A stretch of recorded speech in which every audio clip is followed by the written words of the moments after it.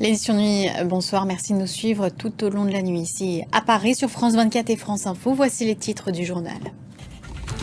Les dirigeants européens conviés à Londres ce dimanche. Volodymyr Zelensky était à Londres samedi où il a été chaleureusement accueilli par Keir Starmer.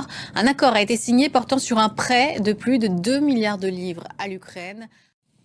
L'actualité de ce dimanche, ce sera ce sommet entre Européens à Londres, Royaume-Uni compris, donc sur le sujet de la sécurité européenne. Justin Trudeau fait également le déplacement pour le Canada. Concernant le règlement de la guerre en Ukraine, quelle place l'Europe peut-elle encore occuper dans la suite des négociations? Écoutez la réponse du spécialiste en relations internationales, Patrick Martin-Génier.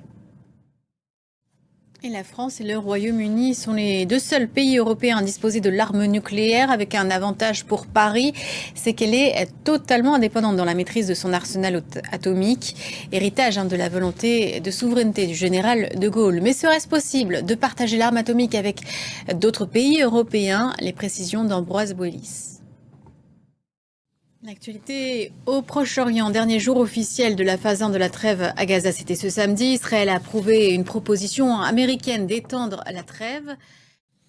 En France, 24 heures après le passage de Garance à La Réunion, le bilan s'alourdit à 4 morts, bien que les habitants étaient préparés au passage de ce cyclone.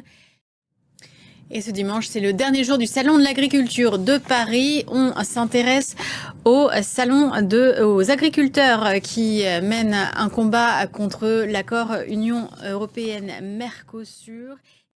Retour vers le futur. Et si la voiture volante était le moyen de transport de demain, certains ont envie d'y croire. C'est en Californie que la start-up Aleph Aeronautics a mis au point son prototype volant et électrique. On vous emmène faire un tour. Prochain journal dans 15 minutes.